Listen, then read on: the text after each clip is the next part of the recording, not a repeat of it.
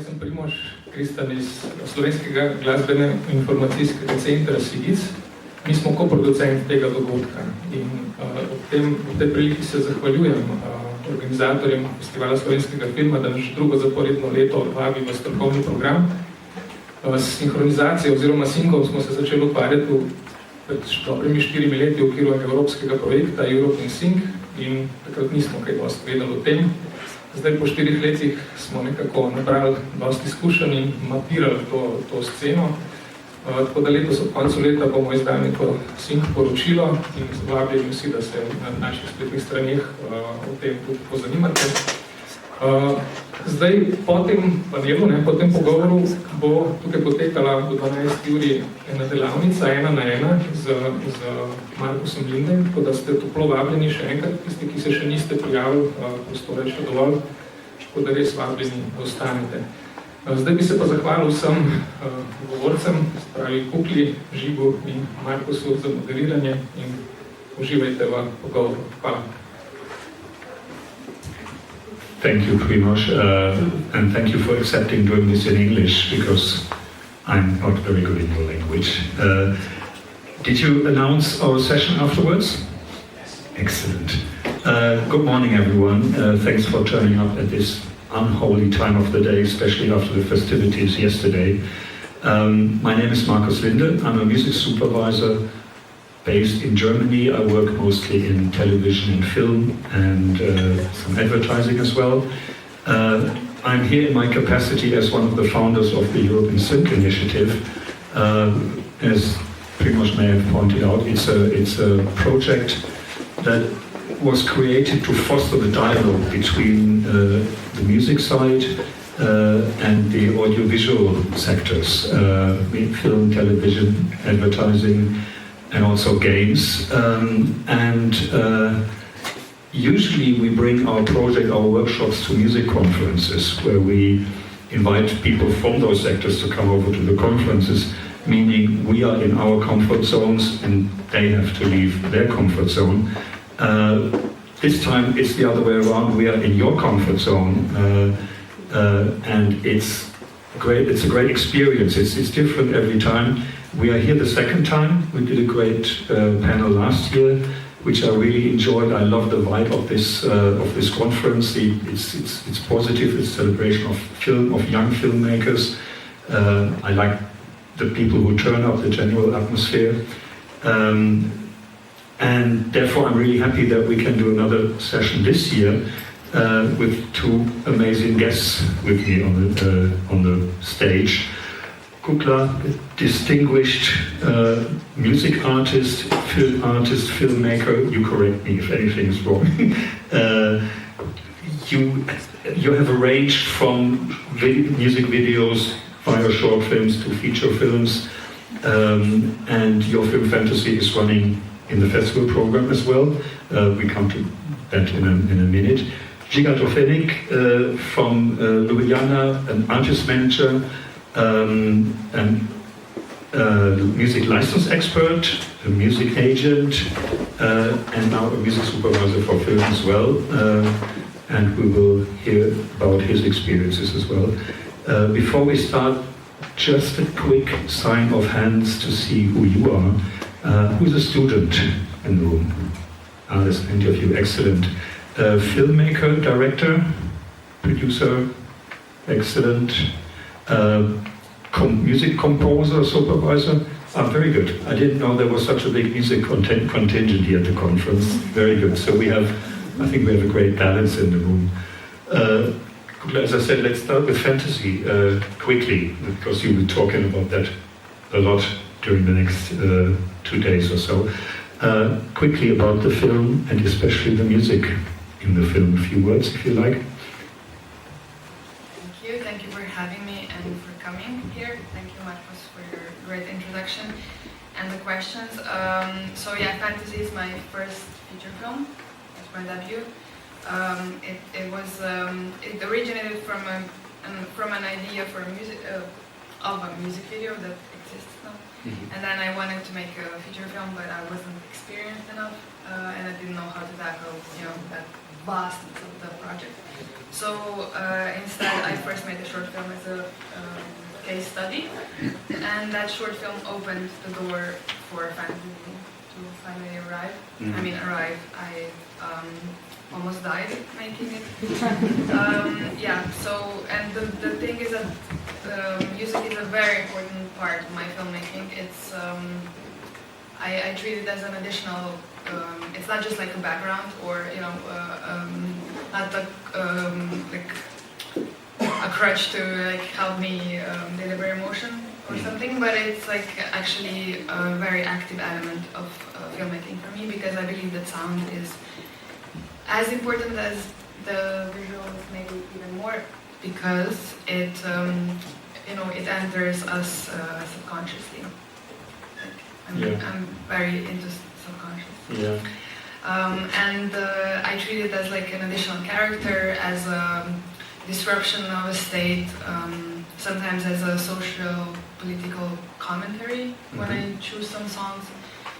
So it's a very active part of my filmmaking in general, and in fantasy it's also very present. Yeah, we come to a few of those aspects a bit later on.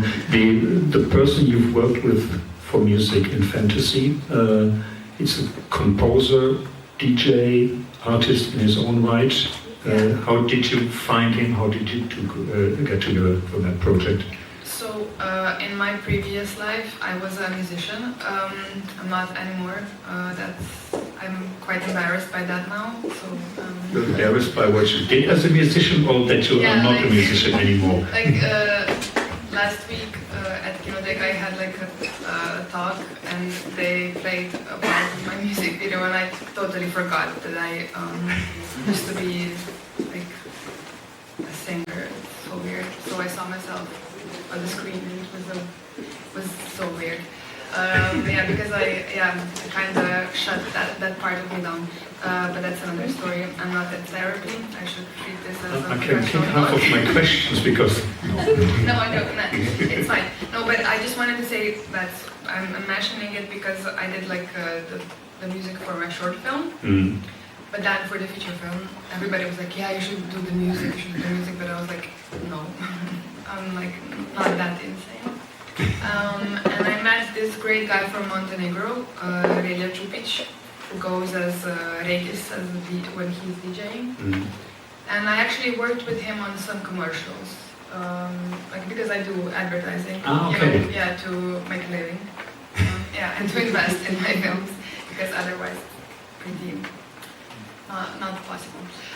So I met him, and I instantly like vibed with him, and he's great because he has a great range, and it was very important for me that he was also a DJ because he could make people dance.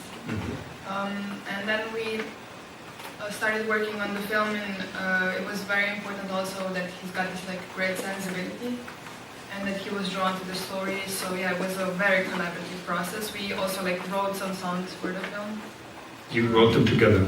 Yeah. I was like, okay, we need a song. For example, I cut a scene out of my film that had like this line, which was like, nobody has ever loved me like you. I don't know if that's a good translation. So then he was like, okay, let's do that and like bring it into a song. So we made the song, and it's also the main song of the trailer, and everybody's been asking me like, which is that song, like where can I find it? But it's like doesn't exist outside of my film for now. It's gonna be released as a soundtrack. So it was a very collaborative process. It's amazing because one of the parts that I wanted to talk with you about is the special relationship between the director and the composer of a soundtrack. Like I think it's the only profession where two creatives have to work together, have to find a common ground, have to find a common language, and throw their creative work, their creative activities together for one main goal. And I think it's very special to find someone who fits like this brief, where you can really have the trust, you can find that language, and it doesn't turn into a power play, but rather in a creative process. like with your previous projects or in general, your opinion, like in this case, it sounded like it happened really organical. Have you had other experiences where it's been less organical, or where you just finding out, learning things by error and being not so successful in finding the right composers? Well, this was, I guess, this is the first project where I didn't do the music. Where you didn't do the music yourself? Yeah, I wasn't the composer, so it was, but the thing is I was very selective. And I think, as you mentioned, it's a very important relationship, but that happens with to the directress or director. That happens with everybody, like with the DOP, it's also very important relationship, and with the producer, and I think it just goes on the whole. I mean, it can be applied to any relationship in the team. But yeah, I think it's also it depends of a film, what kind of a filmmaker you are, because I know some people who are who don't even treat music that much. I mean, they don't see it as important as maybe I see it. So I think it really depends. But I was just sorry that he didn't come to the project a bit earlier, so he could maybe make music for also just for the preparation of the scenes, or maybe for the shooting of the scenes. But it was because we were hoping for co-productions, and it's crazy because in our region the budgets are so small. You're so dependent on the co-productions, and you have to leave out space for the possible potential collaborators of a potential co-production. So I had to have an idea for each country that we were aiming for, for a composer. In the end, he's from Montenegro. We didn't even apply to a Montenegrin fund or anything. But he was really drawn to the project, yeah. So I think he's some sort he feels like a brother of mine, or maybe a male version of me. Well, that's an amazing achievement, or coincidence that this really happened. And it seems that he had come in just in time to make it work. But I understand ideally you would have music of the composer much earlier in the process of starting in a project. Would that be already part of the writing process as well? Not maybe of the writing process, because when I write, I actually include all of the songs that I want to include. For example, if they already exist. Because as I said, I use some songs as a social or political commentary. That is also a huge topic. I have so much to talk about because it was a very there was a lot of errors there in that attempt. But otherwise, I think to me it would be great just to have it in the prep while we're rehearsing with the actresses and the actors, because I think it's a great thing they can connect to. And I actually, when I work with actors, I also I don't do it in a class, just a classical way of reading the lines or rehearsing the scene, but I actually want the process to be very immersive, So that's why I think music is very important to so you can actually just jump into the project for real. And we watch films, we listen to the music. Each of them had an icon attached to their character. So it was maybe a musical icon or a film actress or something. So we watched the documentary about Sinead O'Connor, and I don't know. We had pictures of Celine Dion and and of Sophie and stuff. So it was really important to be aware of that aspect of music. Yeah. And I think that would have been really great to have already some music, and maybe also for the editing process, because we didn't have a confirmed composer yet in the middle of the editing process, so I was just using some existing songs. Yeah. And it's And you substituted them later, or used them as track tracks, and then re-edited some things and stuff. Yeah. It would have been much easier and much more. I think it's very important to treat the whole project, the whole film as a whole, So it's like I feel as if you have to start with everybody right away, because like, for example, VFX, you know, I had like mood boards for the VFX sections like before the shooting already, so like music is also important. So, but I did like prepare a playlist and everything. Yeah. What songs, if I may ask, since you mentioned it, what original songs did you have on your playlist to get in the mood, or which you even may have wanted? Well, in the short film, I had like one of the actresses singing a song of this war criminal wife called Ceca from Serbia. She's like a huge pop star in the Balkans. So we had to get the rights, and we didn't have them before the shooting, and that's like something that I would say to all the students, like, if you have a song, like, get the rights right away, like before the filming process, because it can get really crazy. So, and then like on set, there was this song from Zdravko Čolić, who is like a great Bosnian singer, also a huge pop star. But, and we did like some scenes for the short film, now I'm talking, and the thing is that we got the rights made because I work with, I make music videos for the pop stars. Oh, okay. So, you know, I knew, I mean, my late friend was a son of this like lyrics writer who then gave us the permission to use the song, and like, you know, I called this other pop star to give me a contact of the other, and it was just like that, you know. So we actually really got a lot of the big songs for basically for free. But then for the feature film, it gets so complicated. So it is called Fantasy, and Fantasy is like this, it's a song that is like one of my favorite songs ever. It's by Earth, Wind and Fire. But I wanted to include the cover that was made by Black Box. It's this Italian duo. And this is where it gets complicated, because we thought, yeah, it's gonna be easy, you know. We shot the lip sync scene, so that is the thing. Like, I don't just include like some songs in the script, but I actually like direct them as lip sync scenes, and that's like very hard, because like then you know, if somebody is talking some lyrics, you cannot like substitute it with some other song, of course. And the rights unfortunately weren't cleared at all before the shoot, and not even in the editing process.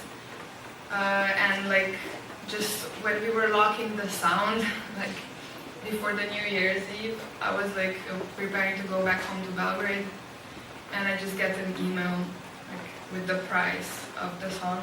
And you fainted. And it was like a quarter of like the whole budget. Yeah. You know, that's insane. I mean, we maybe had like 2,000 euros, and the price was like 120,000 euros. And I was like, oh, what? So yeah, I was in a huge shock, and I already like cut other songs out of the film that were also expensive. And then it was just like about, you know, just being creative. Like some people suggested that we should like correct the lip sync with AI and stuff, but it doesn't work like that. In the end, we made the cover of the song by some soul singers, but it was just like as much as we could afford. So like it's maybe, I don't know, 20 seconds or 30. Then the composer did like the continuation of the song in a bit different way, but a bit similar. And then like we had to cut it from because we had it for the closing credits and stuff. And from some other scene as well. So it was a very like complicated process. Also like some songs from Serbia that I wanted to include, or that I maybe even included, but the production didn't clear the rights before. I was like calling again like the singers, and like they gave me the contacts of the producers, and they were like, oh, sorry, we stole that song. You can't get the rights. And I was like, what? They were like, yeah, Serbia in the 90s, you know? So that was quite crazy. And we're laughing now. Didn't want to be in your position. It was tragic and comical at the same time, because like you know, the song that I thought was so iconic for the Balkans, I discovered is like this Spanish song that has like 200 million views on YouTube already. Yeah. So then, again, we had to use our creativity and make like a very similar song with slightly different melody. We got the rights for the lyrics, again, from my friend. So yeah, it was quite a challenge. Can you imagine? And it sounds like you did it all yourself, like trying to find the rights owners and No, I mean, clearing. it was my producer. Yeah. But I think it was a bit late in the process. She said it was a huge learning experience for her as well. But yeah, I did clear some other songs as well. Yeah. That were also stolen. So. It's I'm jumping a bit in the question concept because this is such an important issue. Like music rights and rights clearances. You went to the academy, to the Theatre and Film Academy. Is that ever a subject in the curriculum? Like when I guess every filmmaker uses music occasionally in their artistic life, and it will happen that you will have to clear music.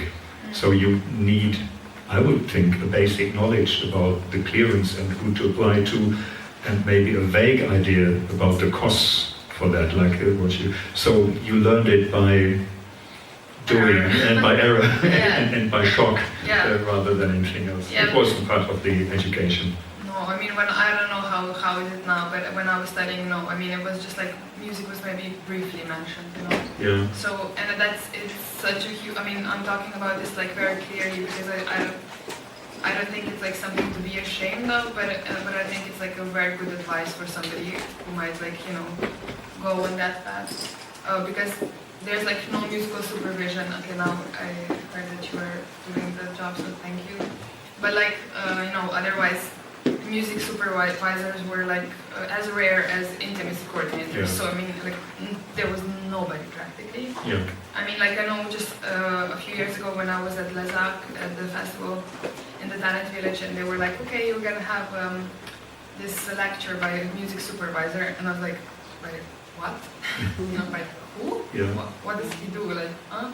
And then like there was a great lecture, and I was like, oh my god, wow, this is a huge field. Like, that's great. That's so super important.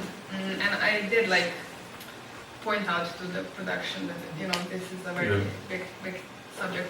But I think it was also, you know, like for the short film we had a bit of luck also because of my acquaintances and stuff. You knew people. Yeah. And So that's how like things are kind of solved in the Balkans, you know. It's like, I mean, some people steal the music from somebody, or, you know, it's like, yeah, you can have it, you know, it's like that. But yeah, then when it's like a feature film, you know, there's quite a lot of music if you want to use some already existing music. And of course, we don't have to discuss that it adds to the quality of a film and to the appeal of a film. And that's why it's always so surprising that you see that this important element is not taught at any stage of your education. And most of the times you have to find out the hard way how it's working. And of course, like, since we do quite a few workshops in the Balkans and during the music conferences, we found out that music supervision, well, not just someone who sells music, but someone who takes care of the rights clearance, who goes to the rights owners, goes through all the official professional processes in acquiring the rights and also negotiating. Like, if you get 120,000 euros as a quote for that, of course that's not constructive and that's not a basis to work on, but it will be the job of a supervisor as well to go back to them and say, look guys, there may be a misunderstanding, this is the situation here, and maybe we can find a way of cooperating in that field, maybe find contract clauses that could be more constructive and stuff like that. And it can't be expected, I think, that a film production knows all this, especially not a director. You have other things to do than do rights clearances, and for every part of your film, for every element, you have experts, you have camera people, you have for everything, but not for music, and you're left to your own devices finding the right music. I guess that's a budget issue as well. Even if there were supervisors, they have to come out of someone's pockets to be paid. And I don't think they're part of the funding scheme, or are they? Yeah, well, I think it's just such a non-existing field that like nobody budgets that actually. And I also, like, when I was at that lecture at Lezac a few years ago, I mean 5 years ago, no, 4, well, lifetime ago, exactly, in my previous life, no, you know, it was also very like refreshing to me that like when he explained that, you know, it's not just about like clearing the rights and like negotiating and stuff, but also like about advising and like having a bigger picture on the, you know, field of sound and music in the film. I think that's also something that's like so important because, for example, I'm a very like musical person. I know so much of music. I know exactly what I want and stuff. But I think like for some, especially like you know, first-time filmmakers, it could be very useful to have somebody who could like maybe advise on, you know, how to maybe refine some things or how to, you know, about the tonality of the film, music-wise and stuff. Yeah. So I think that's like also a very important aspect of musical supervision. Not just like this like production technical rights. Not the technical stuff, not just finding the song. It could also be called a matter of taste or something like that, but expanding the range of knowledge and vision in there, and also to see how they could add to the storytelling, to the narrative itself, how that could help. But that's a recurring feature in our dialogue with the film side, and that's exactly what we want to bring together. Like artists like you, directors like you, demanding that there are more supervisors, educated supervisors, and there is no proper education, or academic education for supervisors. We come in like from all different angles, mostly from the music industry. One of the best music supervisors in Germany, and only one of them, comes from the film side, and she studied film and she's moved into music. So to have this additional angle is also really important. And it's a good opportunity to quickly jump over to Žiga, because you didn't study to become a music supervisor or a music agent in the first place. We met for the first time, I think, 4.5 years ago or something at MENT. And does everybody know MENT, the music conference?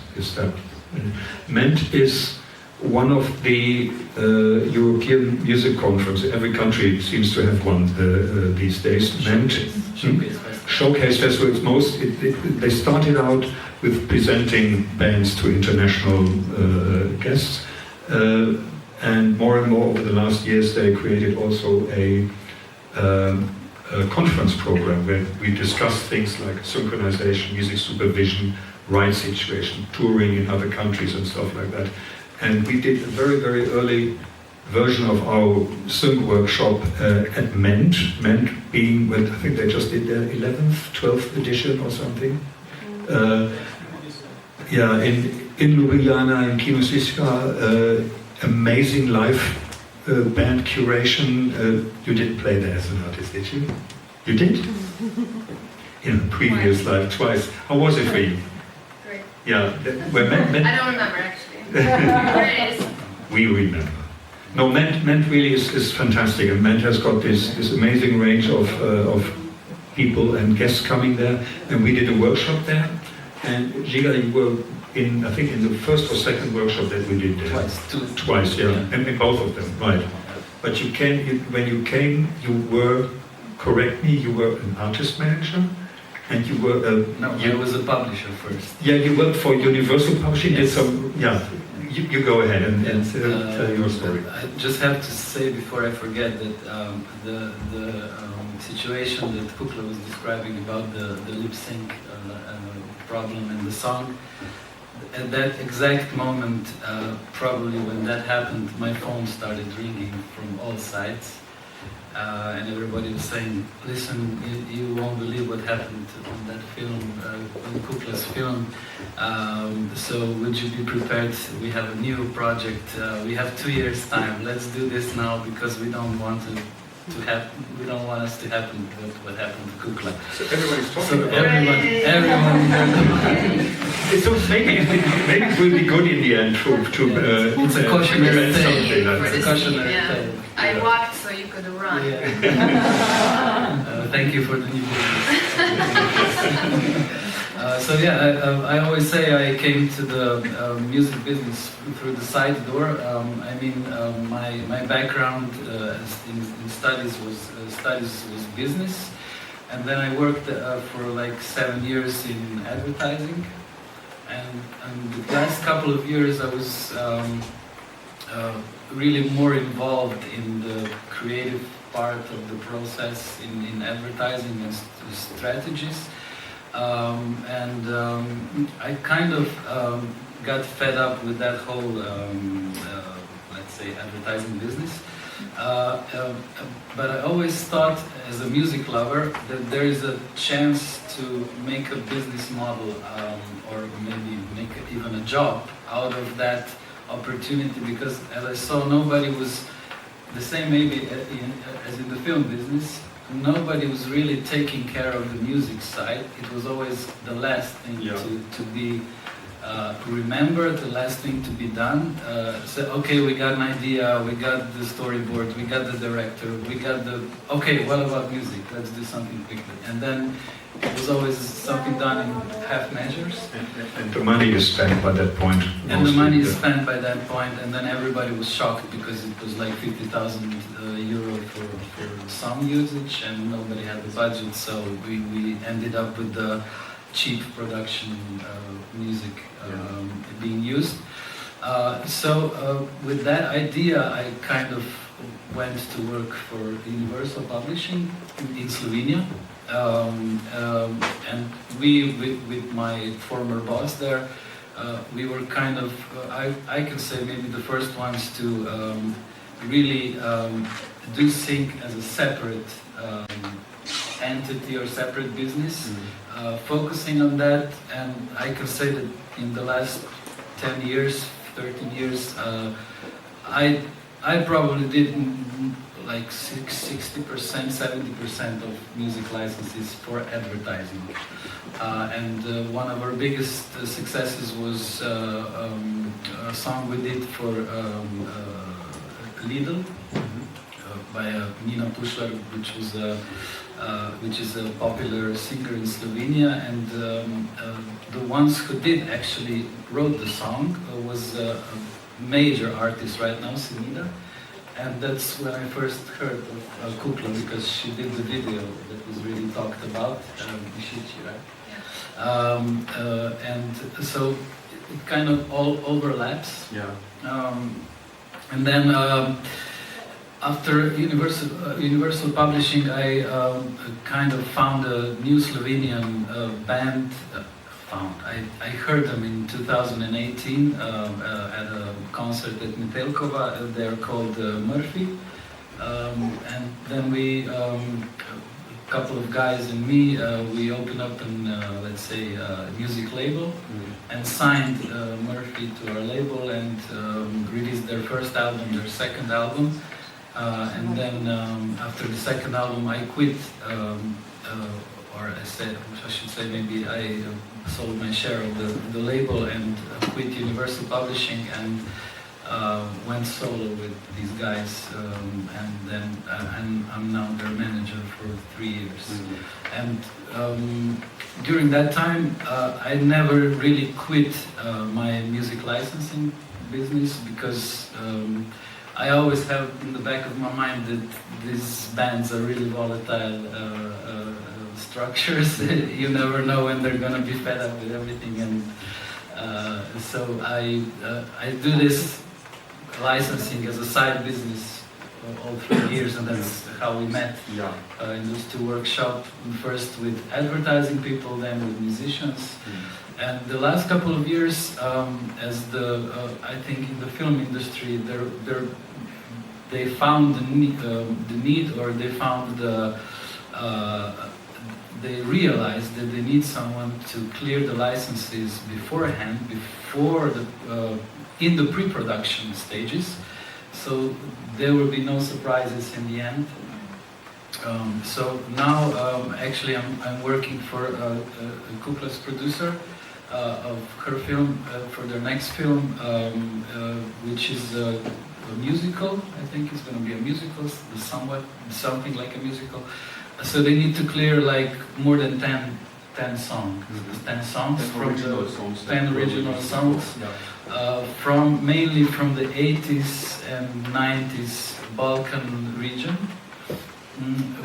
Yes, which is a really complicated situation. But as I said, the phone call came right after Fantasy wrapped. So we have 2 years, which is unprecedented. I think it's the first time that some film production talked to the musical agent 2 years before, 1 year before shooting and 2 years before the release of the film, which is great. Otherwise, I think it would be doomed from the start. We wouldn't be able to get licenses.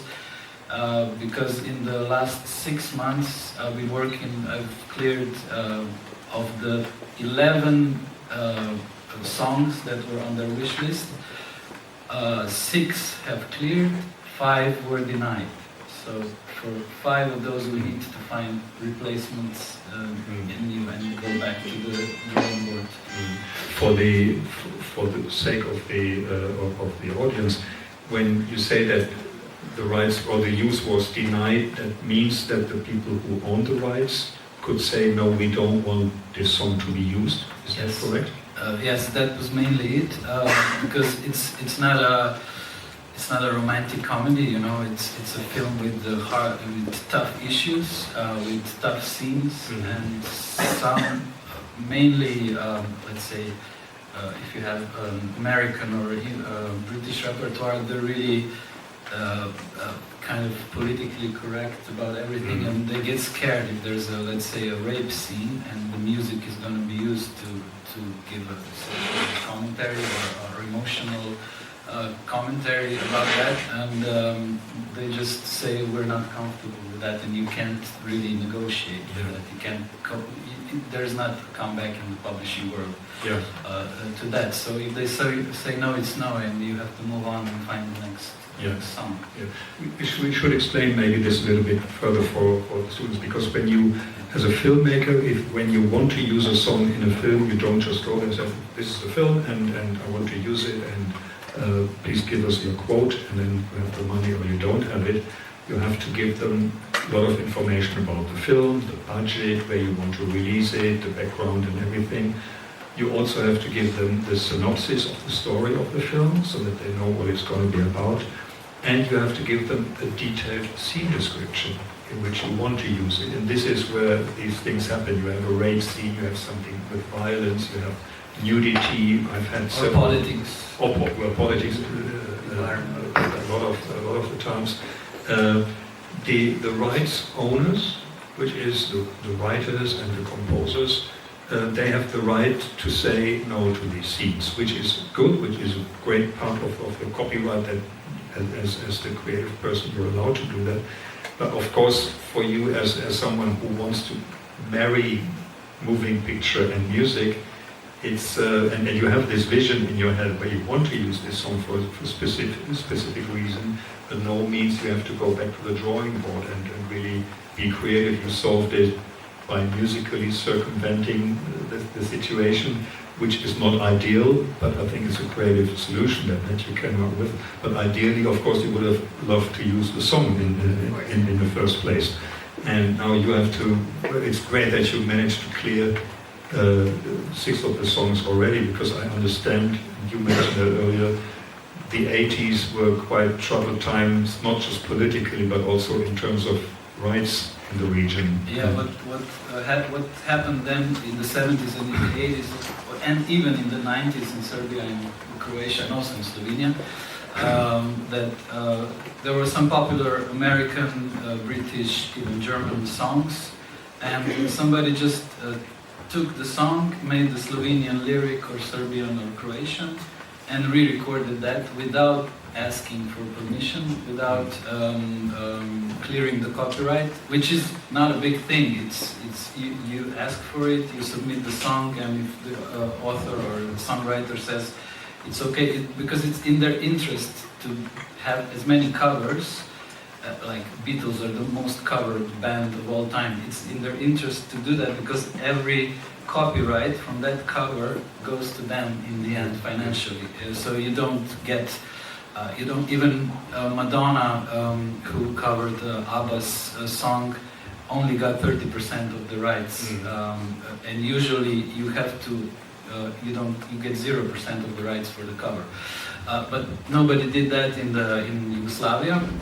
It was like a... Sorry to interrupt, but did they, at least when they registered the new version, did they register the original writers or did they register? No, it is still unregistered. And that's, it's unregistered, it's not even... It's not in the system. I don't understand how it is on Spotify, for example, how the algorithm works when banning... I kind of get it. It works well banning my Instagram story, but it doesn't work in Spotify when somebody's stealing something.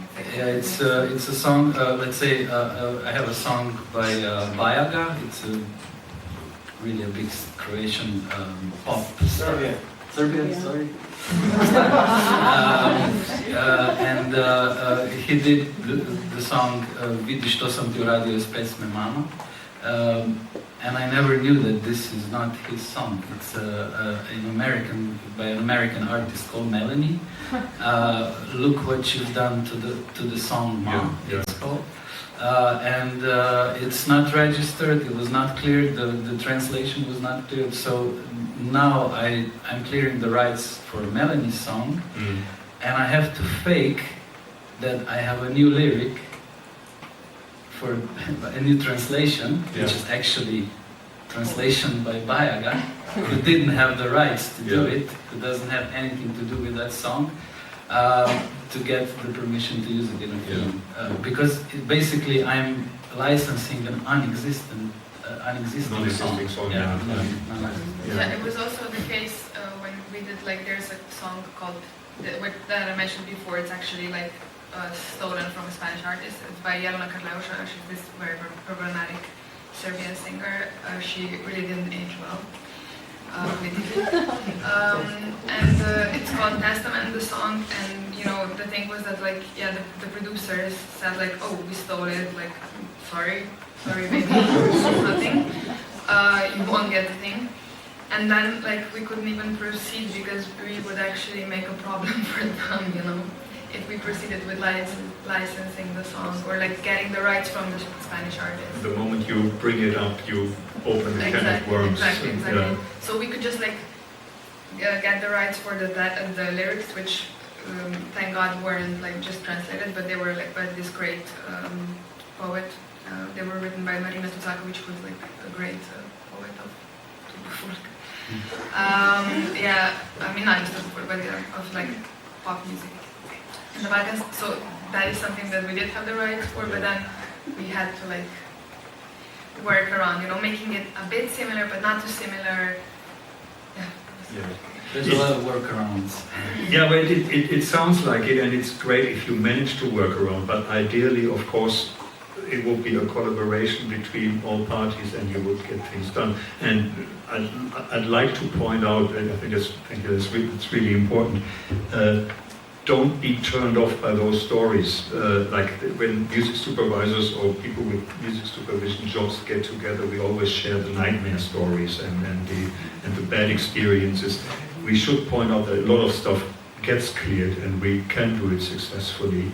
And most of the rights owners, the record companies, the labels, the publishers, they have their departments who take care of that and who would be in charge of helping you clearing those rights, getting the so-called license for the use of that.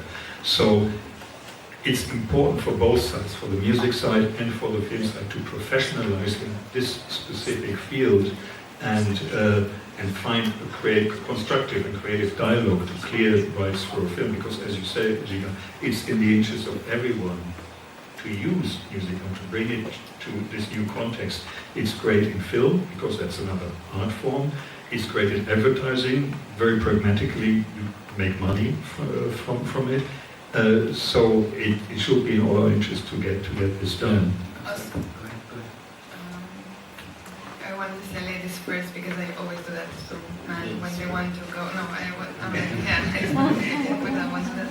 So that's what I wanted to say before when you were like, yeah, you get denied and then you have to find a new solution. For example, for the film Girlhood, you know, there's a scene when the actress is lip syncing Diamonds by Rihanna, and I read that the directors like sent the clip to Rihanna, to her management. Of course, it's like they're all working on a bigger scale. For example, if I sent a clip to Rihanna, you know, it would be just never seen, like all of my DMs to her.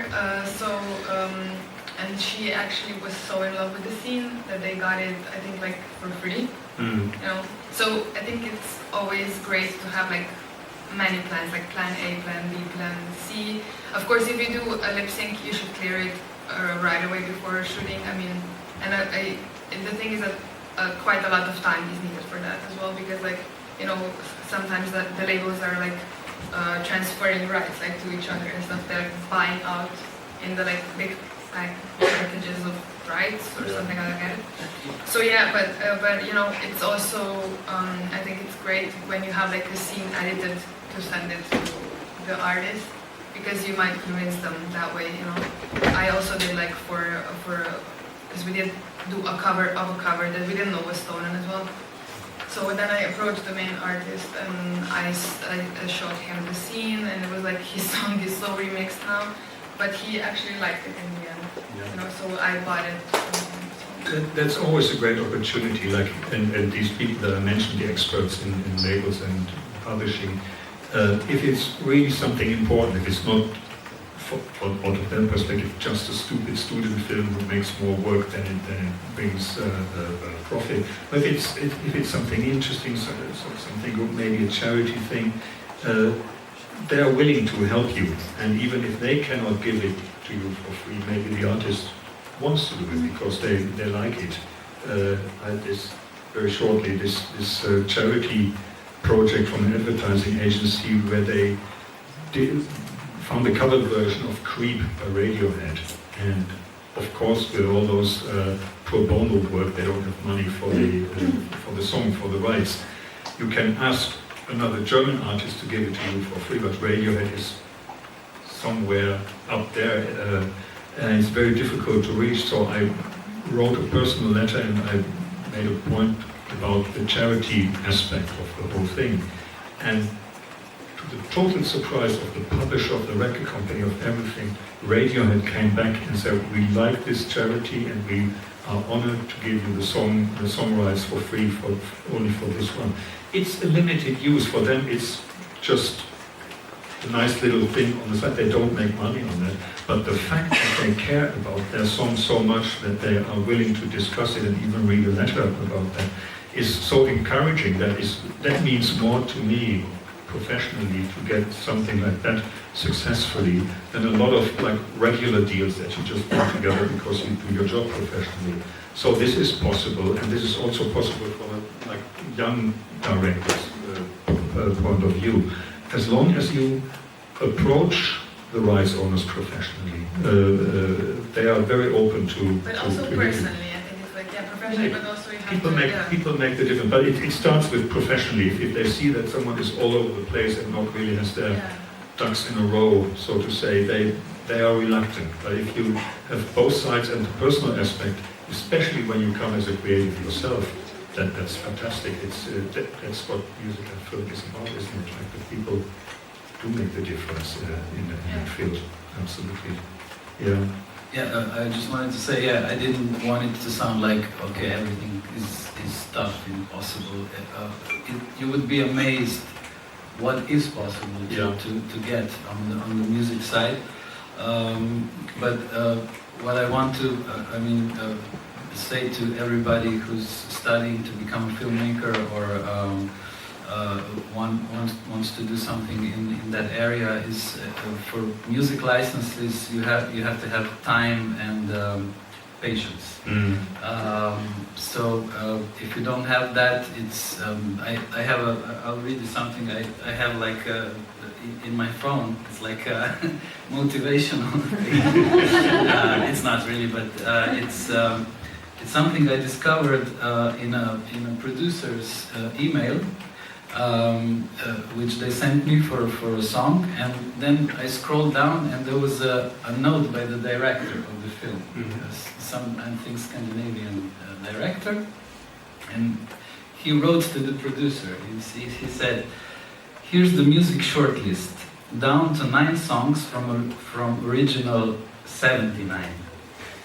I would suggest asking the price for all of them and starting ASAP, as well as handing this task to someone who clears music rights as a profession.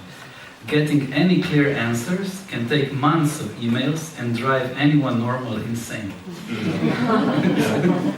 So I think it's I think it doesn't make sense for you to lose time with music rights, because it's really specific thing that we that do it for 10 or more years have all the contacts, have all the mapping inside our heads, which labels cover which catalogs, and as you said, some labels move catalogs all the time.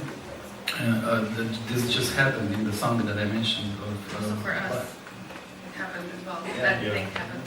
Yeah, so the song was at EMI, then it was at Universal, then it was at Warner. So and this is what would drive a normal person insane. But you have to have patience and you have to be like committed to this thing. And if you're on the set or if you're in pre-production doing all the stuff as a director, of course you lose patience in the end because you think somebody's messing with you. Yeah. But also I think it's so important that like actually producers realize this, I mean, for real, because like, you know, I would have prepared different songs for the lip sync scenes, for example. I would have rethought everything had I known like about the price and everything, you know. So I think it's very important, but as you know, now I'm thinking, okay, for this film, I knew I needed an intimacy coordinator, even though that is like a non-existing profession in the Balkans. So a woman, Kaja Kuljičić from Poland came to do her job. I mean, as much as we could afford, not for all scenes, but like for the next film, for sure, like a music supervisor is gonna be like, you know, on my demand list, because yeah, it is important, as the director said, like it should be handled by somebody who does it as a profession. Yeah, we try to. This is political ground here, but as Europe in Sync, we try to give this recommendation to film funding as well, because it should be part of a funding scheme, shouldn't it? Like that, as well as all other aspects. And 5,000 euro in a fund can make all the difference in that, or 10,000 or so, just to make it work and have this advice, and that way not just make the end product better, but also to help avoid mistakes, to help stay in time and all that stuff, to make the creative vision possible. I think that's really important. It takes so much time to convince the bureaucrats and the people in charge of budgets aware of that. So it's great that you, as a creative, stand up and say, we need this. It's not just, we cannot work around it constantly and be at the receiving end of a negative situation. That's really great. Also, I wanted also to mention for all the people that maybe are learning this for the first time, that about the pricing. So one thing is, okay, you ask for permission, you get it, you don't get it, and if you get it, then you have to negotiate the price, and that is also one of the things that maybe will then decide if you can take the song or not. Okay, your situation about the 120,000 euro. It's an outlier. It's not nearly remotely realistic, because one of the biggest licenses I think that happened for I think a TV show, Mad Men, was when they used the Beatles song "Tomorrow Never Knows," and it was $200,000. And it was one of the biggest TV shows at that time, and one of the biggest artists. So I think this is really, the price you got was really a way of them saying no. No, but it was because we got the price for the cover, you know, that we could afford for 30 seconds. But I think that it would have been used like there were quite a lot of minutes, you know. So it was by second, and it went to the cover makers and to the authors, and yeah. But what I wanted to say is that the usual price in Slovenia, in my experience, is it can go from 500 euro to 2,000 euro. Everything more is then up to the production and director, but the budget I get and the budget I offer is always around 500 to 1,000, 1,500, and then maybe go up to 2,000 if you really want the song. Anything more, it's out of the average used in, let's say, these are still low budget productions by international film productions by international standards. So you have to then put it on the scale how important that song is in the film, or if you want to take maybe a substitute. Yeah. But also I think it's because I mean, a lot of those labels and like rights owners and rights holders are not like aware of the scene in Europe, because I think they look at it as a studio film from Hollywood, which is like a totally different structure, a totally different scheme of filmmaking. And I think they're like, when you say film, they just see it in that particular sense. So it's like, you know, because the budgets are so insanely different here and there. Yeah, and that's why you need people like, let's say, music agent who does the request. And let's say, in my case, I always put a final note, which is very visible, that what I'm asking for is really low-budget European production, which can be, now we have like ChatGPT and stuff, everyone can look it up. It's not like I'm making up. So there's let's say $1 million budget for a film, or 2 million, or 5 million is a lot. That's less than one episode of Friends. Yes, so they have to take that into consideration. If they don't, okay, they probably won't license it, but mainly I think now people in publishing and on the label side, they get it, they get the distinction. Yeah. Whereas maybe in 15 years back or 10 years back, they really thought like, okay, every film is the same, every film is a film, is a Hollywood film. I would, since we have composers in the room, I was also thinking about that. Yeah, we talked about the licensing of original music because that's the exotic part of the job, and especially when we want to license international stuff. But it's one of the great disciplines in art and in visual art and music to have film and music composing work together and create something special, something new. And you have made this great experience with the composer that you found for your film. Was that the first time that you worked with a composer, like for an individual project? You said you did some of the music yourself in your previous projects. Yeah, for wait, who did the music for my student film? I can't remember. Oh my God, no, I don't remember. Is he in the room? No, I don't think so. But yeah, but let's say this was the first serious project. Yeah, and it was. I think also ideally it would have been that we would be in the same place. Yeah. Because we weren't, and we were doing everything online. Because we live in two separate countries and we didn't have like the budget to, you know, have this like artist residency thing going on. Yeah. But it was very collaborative. It was so many like nighttime video calls when we were just like going through the film, like frame by frame, everything. And also it was like, I think it's so important to be brutally honest about things. Mm. So when he was, he's a very specific guy, he like sends a lot of voice messages. So like when I wake up, it's like having a podcast on my phone. And he was like watching the film, he was like commenting everything the first time he was watching it, but it was like great for me because I saw that he actually had like an emotional response, not just like a rational one. Mm-hmm. And then we did like many versions, and when I say brutally honest, you know, it was important for me from his side, but also from mine to him, because you know, many times when you're in this collaborative process, you know, maybe sometimes you don't want to come off as rude or something, but it's so important to be completely honest about things, because this is in the end your film and you have to have a common ground on it. So, you know, many times I was like, okay, no, this is too much, or this is too little, or you have to do this or this. But of course, it's also a matter of motivation and stuff, you know, how to motivate your co-worker. But I think it's like, if you're vibing together, if you have this similar language, then it's like it comes off quite natural.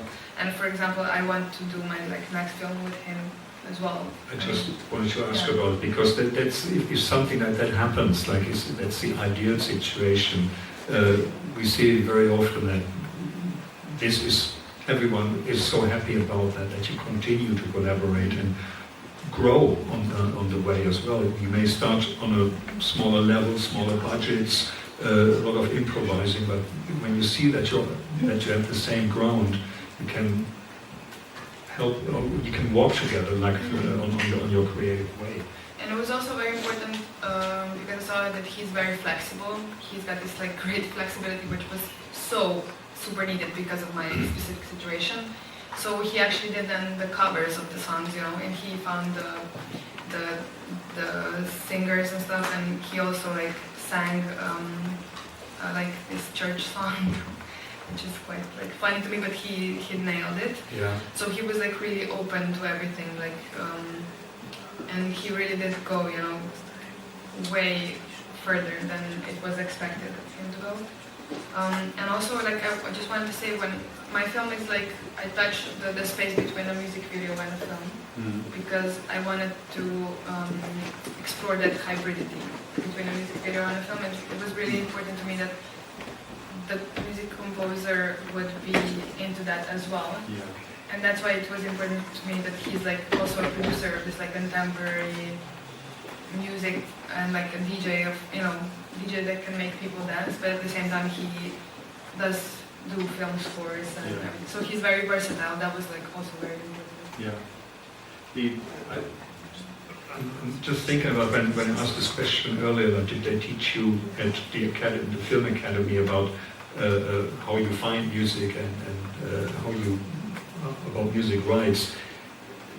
Was there ever mention about how to find composers, how to collaborate with composers? Because I would think that would be the most logical thing, that you have music academies where composers are working and will be looking to working in film as well, and they have to find projects in which they work in film academies.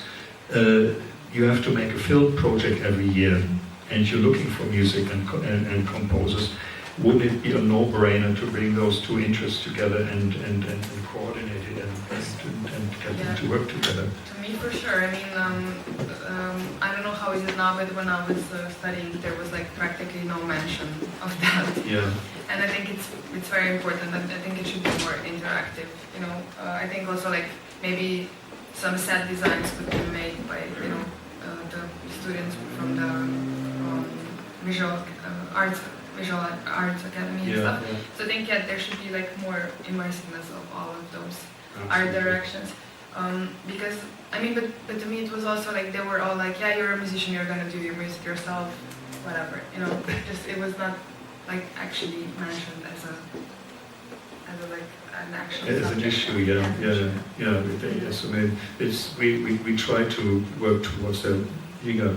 Yeah, I wanted to say that maybe you were in a unique position as being a musician yourself previously, and also doing all these music videos, hanging out with musicians, working with them on a day-to-day basis for a lot of years.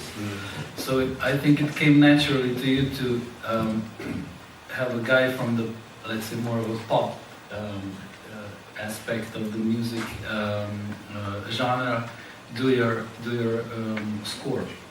And I think also this in Slovenia, I think this is something that that remains unexplored as as we see in the international movies, there's a lot of famous pop writers. Let's say Johnny Greenwood from Radiohead does a lot of film scores. Bryce Dessner from The National, Colin Stetson, guys that are artists and performers. Now are doing film scores because I think they have can have a unique approach and vision for also for filmmakers outside of that classical Hans Zimmer style of music scores. And I think maybe this needs to also be explored in Slovenia by, I don't know, maybe someone studying today, maybe sitting here and when he does his first short or feature film. Yeah. I think it's actually also something that is quite it's just not being done, and it's not budgeted or tests. For example, now I'm doing a project with a Slovenian artist, and a lot of the content is AI generated. So I'm just helping with the directing and the visuals, and we had 4 people who do AI stuff. They did the tests, and then we could choose who actually understood the assignment.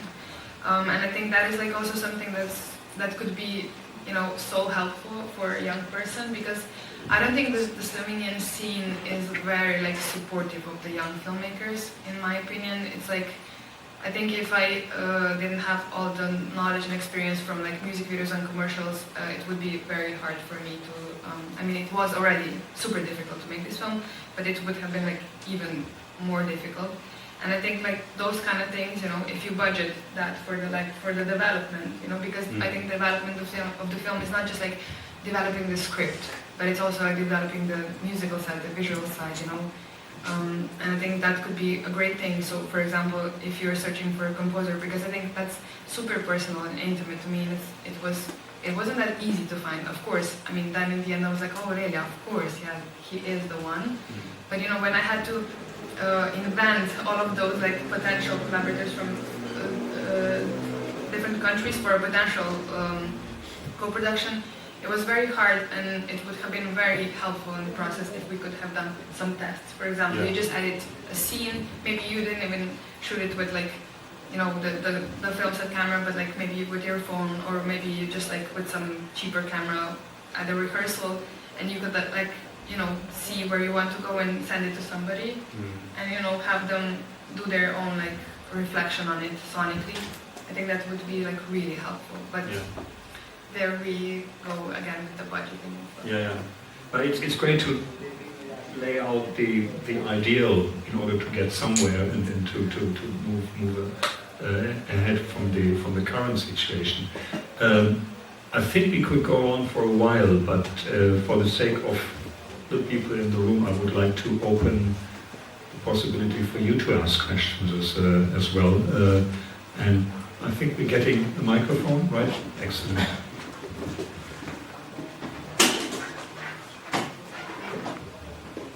Thank you for a very nice talk. I have a question for Žiga. Could you please describe what would be the ideal process for a feature film of a producer working with the music agent? So what would be the stages, what would need to be prepared, and so on? Yeah, everything boils down to what we call a sync request, which means this is a simple one-page document that has a couple of the most important stuff that music agent needs to know. The first thing is, of course, the production team, or say production firm that is doing the project, the name of the project, the screenplay, the whole, if we're talking about film, the screenplay of the project, or a synopsis or a treatment, and then the scene in where the song will be used, and the media that will show the film, which means, let's say, my film will be doing the rounds on the international or regional film festivals. It will be shown on, how do you call it, video on demand or now streaming platforms, on national TV. So this is all important to get the pricing right. The timing, right? Yeah, and then yes, for many of the films, or I'd say for majority, the timing is, as we call it. So for how many years do you want to have the license? In advertising, it's for like 2-3 months, 6 months. But in film, it's not unusual to have it for all the time. So in perpetuity, we call it. So if you get the license, you will get it for forever, because the film will stay in some archives and will be shown as a rerun on I don't know, TV Slovenia or something like that. And then also, which countries will you in which countries will you show it? So if it's just Slovenia, it will be a lower price. But mainly now we live in a global world, so it's going to the South Korean festival also, and maybe Latin America, so you need the license for the world. So these are all things that need to be discussed. And also the how many seconds you want to use the music in the film, let's say 10 seconds, 30 seconds.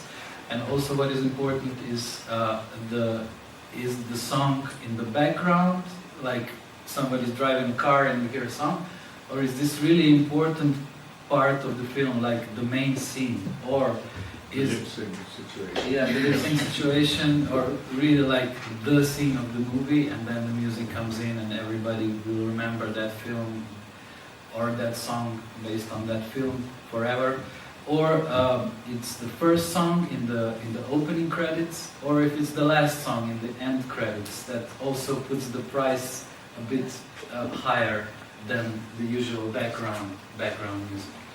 I hope that answered your question. What bad news for me? Why is it bad news? Well, because I'm thinking of using a popular song in the middle of the movie for an important scene with people lip syncing and the whole song. So that's all. Just international song.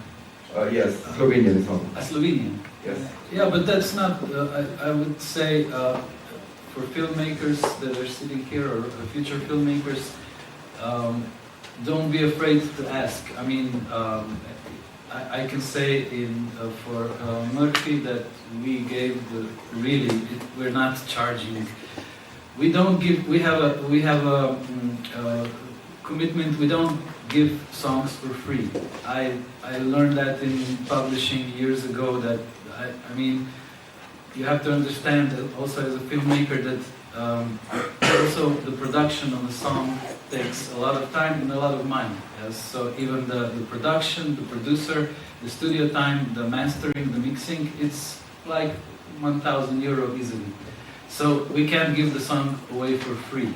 But if we like the project, we will give it for 100 euro, 300 euro, 500 euro. It's not like everybody will get rich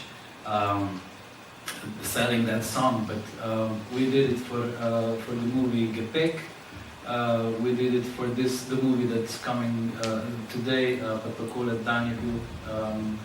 We gave it for a series, that crime series on TV Slovenia, and we gave it for opening credits. So if it's a Slovenian song, or maybe an old Slovenian song, I know for a fact that it's like 90% chance that it can be done, and it's not like gonna cost you your whole film budget. So don't be afraid. But if it's arsenic ensemble, okay. But knowing about what you have to submit in the first place, the information, you have all those informations about your project. So you have a professional appeal already when you ask for the song. I would agree with Markus when he said professional. Yeah, that is the key. It's not. It can be just okay. maybe Kukla can write to Rihanna as an artist to an artist, but you have to go through the proper channels in 90% of the time, and it's a total different perspective when the publisher or the artist or the management of the artist sees that you've made your homework and everything is on that one pager, everything is clear, and it makes all the difference. If I don't have any information, so I'm in a position where I also get requests for Murphy, but I also give out requests for every other artist.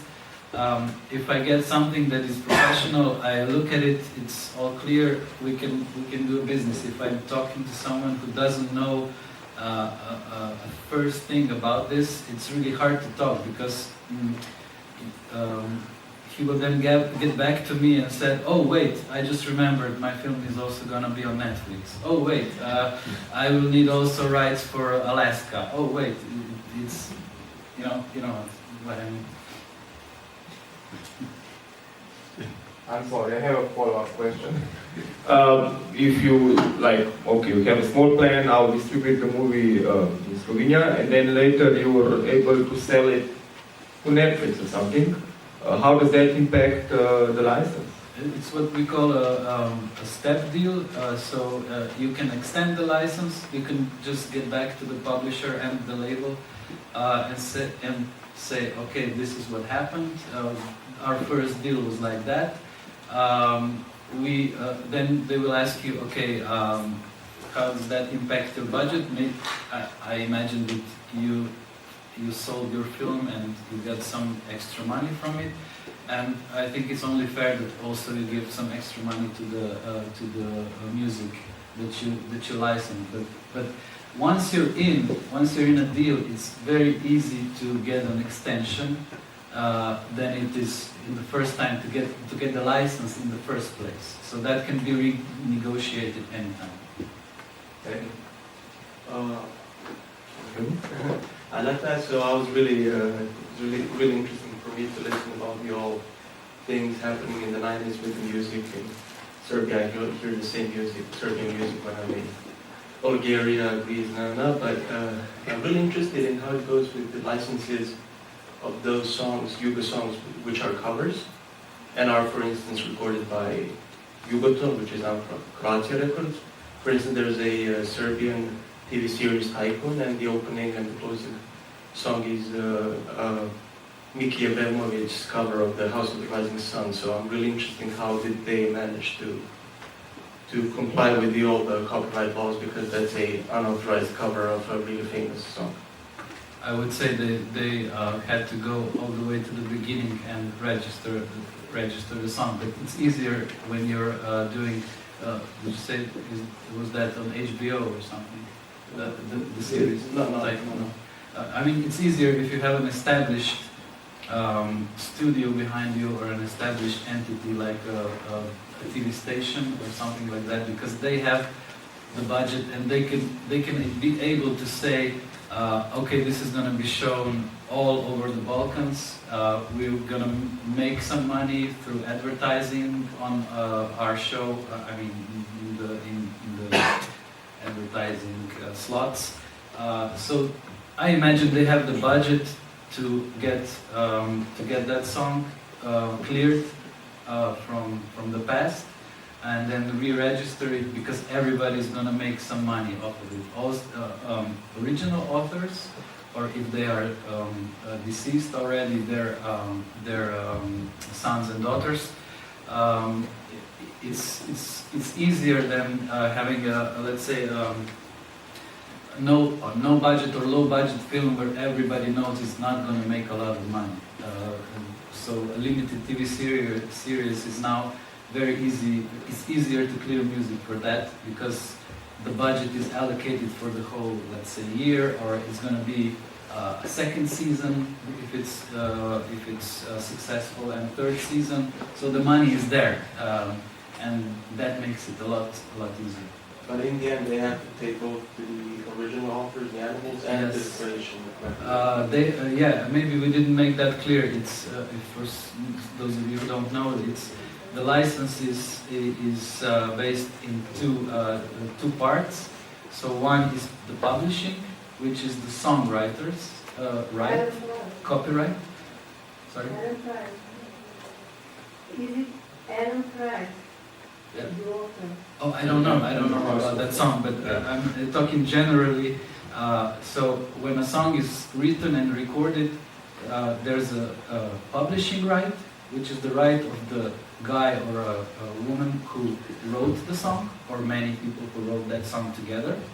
And then it's the master right, which is the recording, which used to be a CD or a record or a master tape, but now it's all digital. And that is the label's right. So you have to clear those two. So what they did was they cleared House of the Rising Sun, the original, and then they cleared from the label side that singer that you talked about that made the cover. But in the end, are the, let's say, Croatia record and the original label, or the House of the Rising Sun, do they get to sue each other because at that moment they realize that somebody stole their song? Yeah, maybe that's the can of worms we were talking about. You have to be really careful if you want to open that. I wouldn't, but if you have that, as I say, if you have a big project, you can maybe afford it, because if you go to that, look, this was something that was done before our time. You can now copyright it and make some money, or not. So it depends on the situation. For 500 euro, he wouldn't open that can of worms, but I think they made substantially more based on, you said, the opening and end credits, the song and the series. Thank you.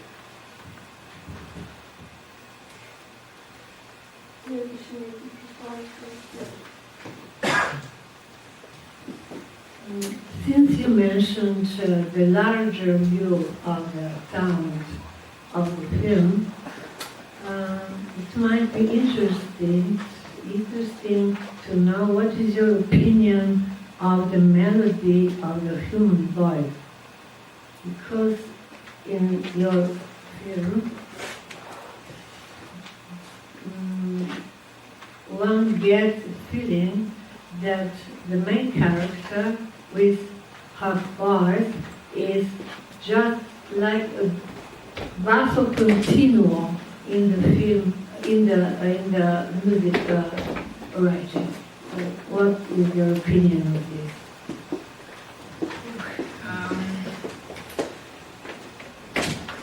Well, actually, I wished I even included more voice, actually, now when I'm thinking about it.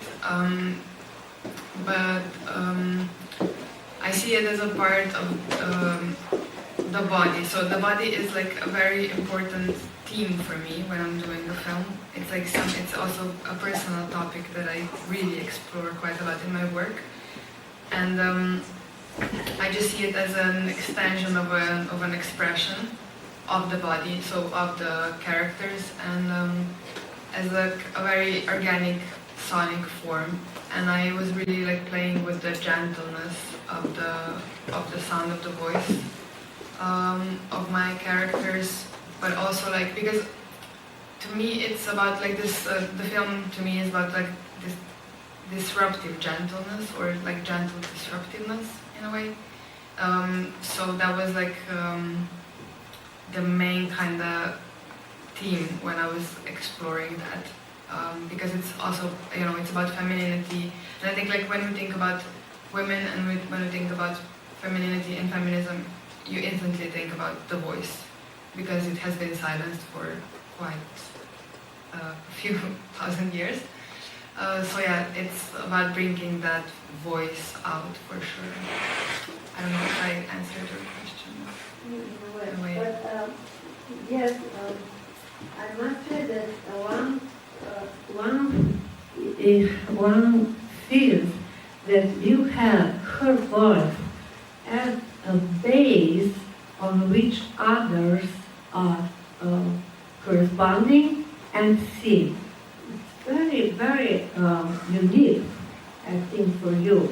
And I thought that this is because you have this music talent, and maybe you unconsciously give it like this. Yeah, that's So, right. as I said, in music it is basso continuo, and then you have harmony. Yeah, efforts. Yeah. And your fantasy is just like this. Basic. What? Yeah. True, It's yeah. an amazing observation. It is, Like it it's- is. And it's And now that you're saying, it's just coming back to me, for example, because when I direct, many times I don't look at the camera, but I close my eyes and listen when they're performing, because I think it has to be very convincing also with your eyes closed. You know, just the acting expression and the tone and everything. So for sure, it makes a lot of sense. That's a very valuable, actually, observation for me. Thank you for that, really.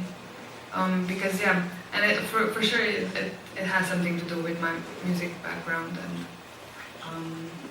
I guess I'm not that tone deaf as I thought.